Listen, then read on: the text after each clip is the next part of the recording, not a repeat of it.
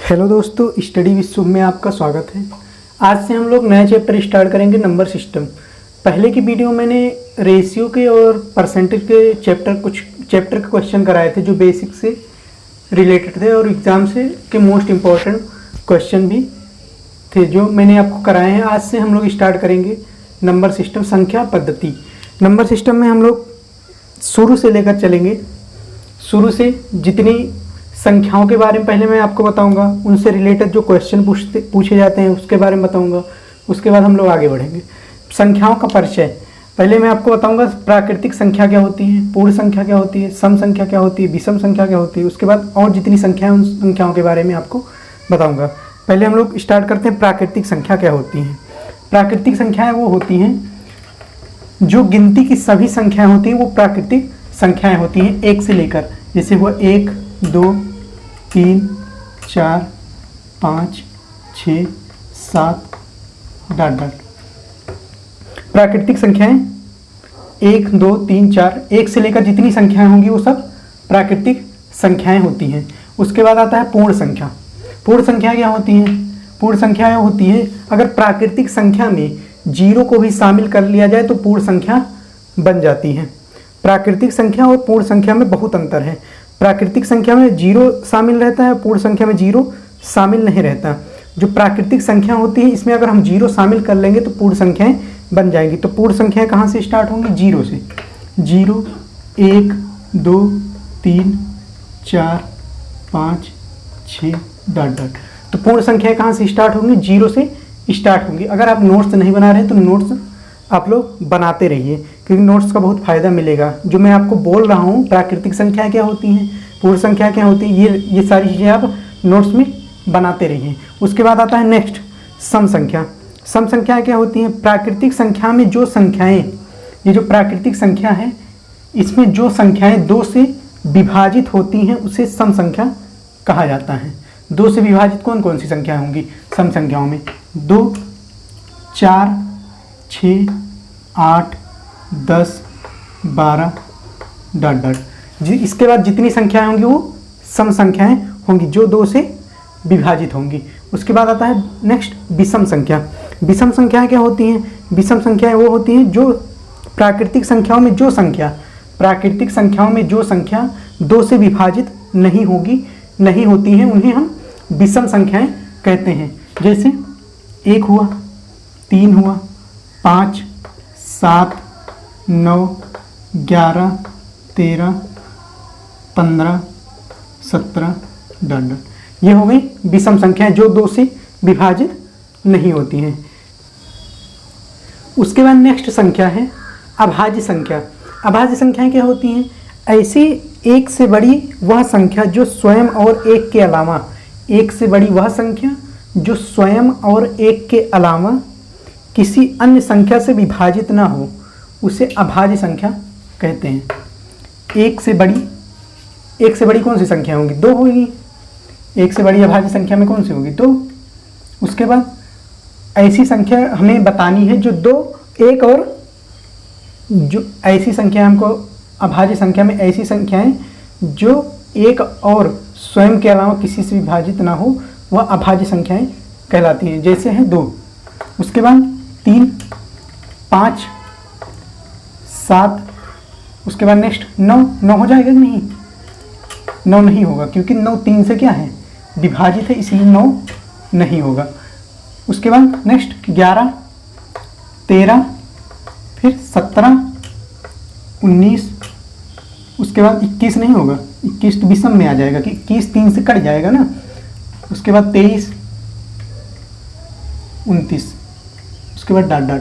जितनी संख्याएं होंगी जो स्वयं और एक के अलावा किसी से विभाजित नहीं होगी वो अभाज्य संख्याएं होंगी। उसके बाद इसमें एक चीज़ और, अभाज्य संख्याओं को ही हम ऋण संख्या कहते हैं। ऋण संख्या कहते हैं अभाज्य संख्याओं को, ऋण संख्या। और इसी को कहते हैं असंयुक्त संख्या। अभाज्य संख्याओं को असंयुक्त संख्या। अभाज्य संख्याओं को हम ऋण संख्या कहते हैं और असंयुक्त संख्या भी कहते हैं। उसके बाद अभाज्य संख्याओं में कुछ क्वेश्चन ऐसे पूछे जाते हैं कि आप डायरेक्ट उसका आंसर दे सकते हैं। पूछा है तो सबसे छोटी अभाज्य संख्या कौन सी है, सबसे छोटी अभाज्य संख्या कौन सी है, तो सबसे छोटी कौन सी है, 2। उसके बाद पूछा जाता है कि 1 से लेकर 100 तक कितनी अभाज्य संख्याएं हैं। 1 से लेकर 100 तक कितनी अभाज्य संख्याएं हैं, तो 1 से लेकर 100 तक 25 अभाज्य संख्याएं, 25 अभाज्य संख्या है 1 से लेकर 100 तक। उसके बाद नेक्स्ट क्वेश्चन आता है इसमें कि 1 से लेकर 50 तक कितनी अभाज्य संख्याएं हैं। 1 से लेकर 50 तक कितनी अभाज्य संख्याएं, 1 से लेकर 50 तक 15 अभाज्य संख्या है। उसके बाद 50 से लेकर 100 तक कितनी अभाज्य संख्या है, 1 से लेकर 100 तक कितनी है, 25 है। 1 से लेकर 50 तक कितनी है, 15 है। तो 50 से लेकर 100 तक कितनी हो जाएगी, 10 अभाज्य संख्या है। 1 से लेकर 100 तक 25 अभाज्य संख्या है, 1 से लेकर 50 तक 15 अभाज्य संख्या है, 50 से लेकर 100 तक 10 अभाज्य संख्या है। उसके बाद एक अंकों की कुल कितनी अभाज्य संख्याएं हैं, क्वेश्चन ये भी पूछ चुका है, एक अंकों की कुल कितनी अभाज्य संख्याएं हैं। तो एक अंकों की कितनी है, 2 है, 3 है, 5 है और 7 है। उसके बाद 2 अंकों की संख्या आ जाएंगी। तो एक अंकों की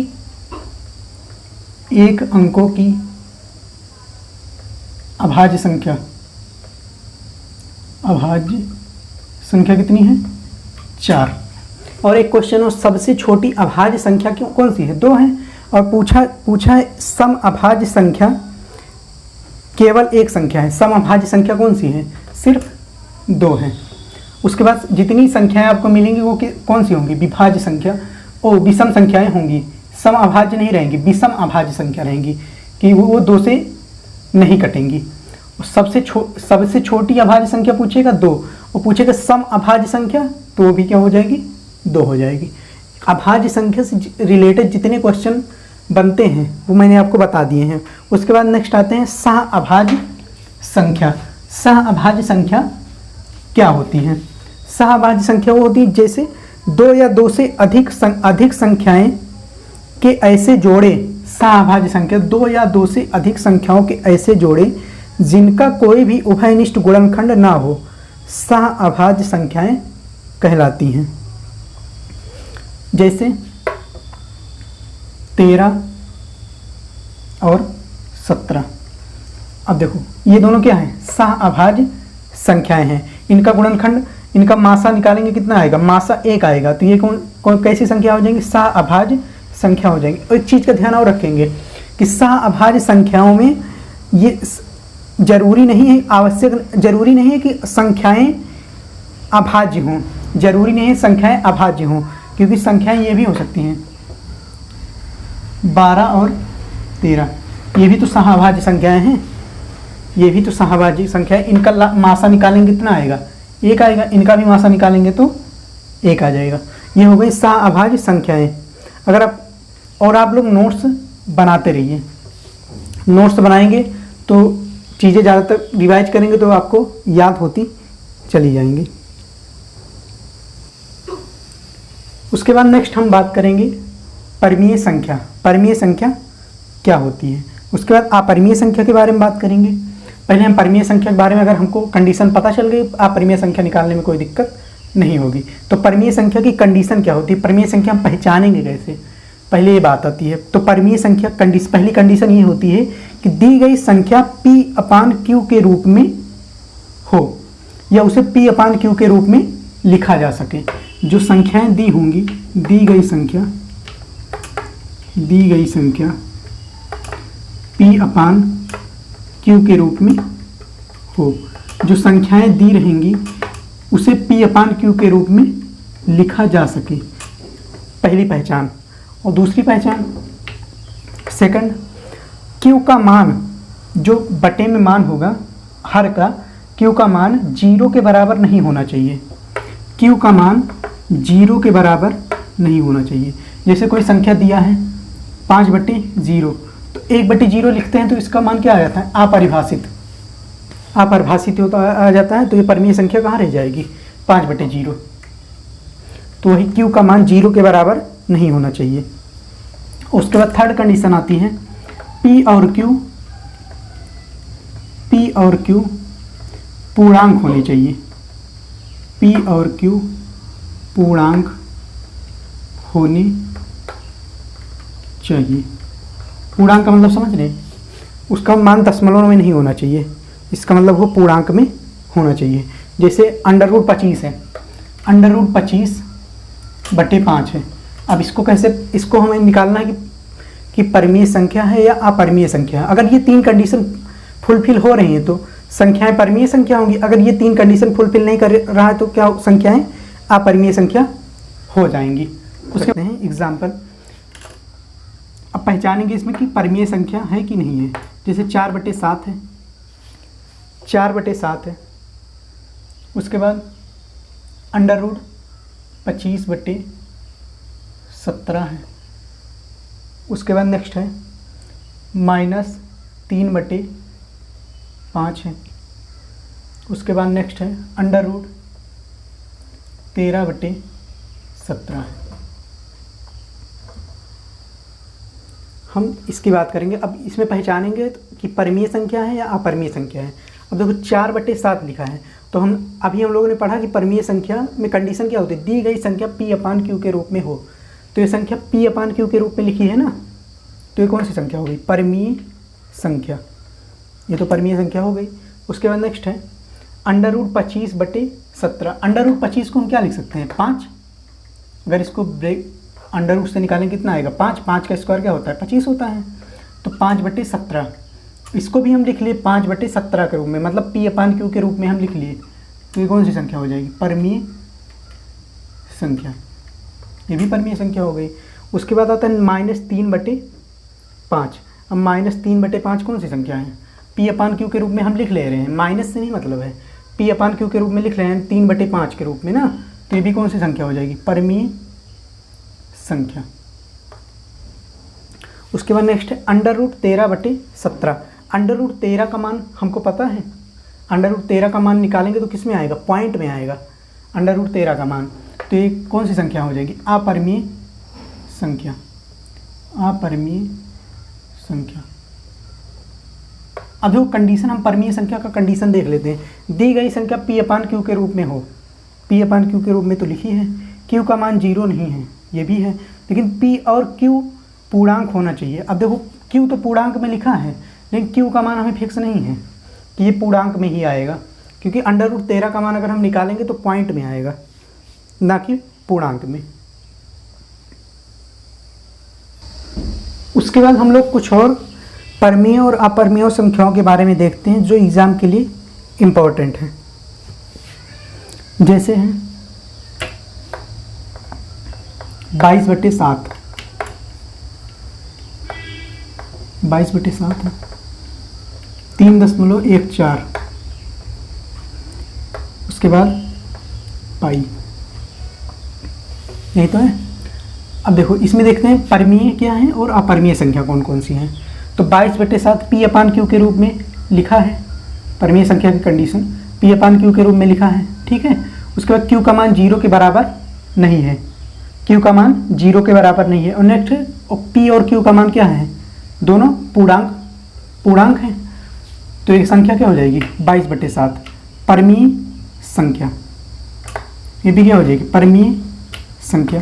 उसके बाद नेक्स्ट है 3.14, 3.14। अब इसको लिख सकते हैं 314/100 लिख सकते हैं ना, 3.14 को 314/100 लिख सकते हैं। अब देखो हम परमीय संख्या कंडीशन क्या है, P/Q के रूप में लिख गया, Q का मान 0 नहीं है, Q का मान 0 नहीं है। उसके बाद नेक्स्ट P और Q दोनों पूर्णांक है, P और Q दोनों पूर्णांक भी हैं। तो ये भी क्या, कौन सी संख्या हो जाएगी, परमीय संख्या। उसके बाद हम लोग बात करते हैं पाई की। पाई क्या है, एक चिन्ह है, इसका मान हम क्या लिए हैं, मान लिए हैं ना, जिसका परमीय और अपरमीय जांच करते समय मान परिभाषित नहीं है कि हम परमीय हैं कि अपरमीय हैं, इसका मान परिभाषित नहीं, इसलिए पाई को एक अपरिमेय संख्या माना गया है। पाई कौन सी संख्या, पाई क्या है, अपरिमेय संख्या। क्वेश्चन दिया रहेगा कि अपरिमेय संख्या बताइए, तो उसमें पाई दिया रहेगा। अगर आप लोग ये सोचेंगे पाई का मान क्या होता है, 3.4 होता है या फिर 22/7 होता है, तो आपका क्वेश्चन यहाँ पे गलत होगा, क्योंकि पाई एक क्या है, चिन्ह है। अगर हम ज्योमेट्री में देखेंगे तो पाई का मान हम 22/7 रख सकते हैं, उसमें कोई डाउट नहीं है। लेकिन अगर पाई चिन्ह एक चिन्ह है, अगर नंबर सिस्टम में पूछेगा पाई क्या है, अपरिमेय है कि परिमेय है, तो संख्या क्या है, अपरिमेय संख्या। बस इस चीज़ का ध्यान रखेंगे, पाई कौन सी संख्या है, अपरिमेय संख्या है। हम संख्याओं के बारे में, संख्याओं के परिचय के बारे में हम लोग डिस्कस कर चुके हैं। अब उसके बाद नेक्स्ट हम लोग इनसे रिलेटेड जितने टाइप के क्वेश्चन बनेंगे उसका डिस्कशन हम करेंगे, उसके बारे में सीखेंगे कि इनसे रिलेटेड जितने टाइप के क्वेश्चन बनेंगे। संख्याओं से रिलेटेड ही जितने टाइप के क्वेश्चन बन रहे थे वो मैंने आपको बता दिए। अगर वीडियो आपको अच्छी लग रही है तो चैनल को लाइक शेयर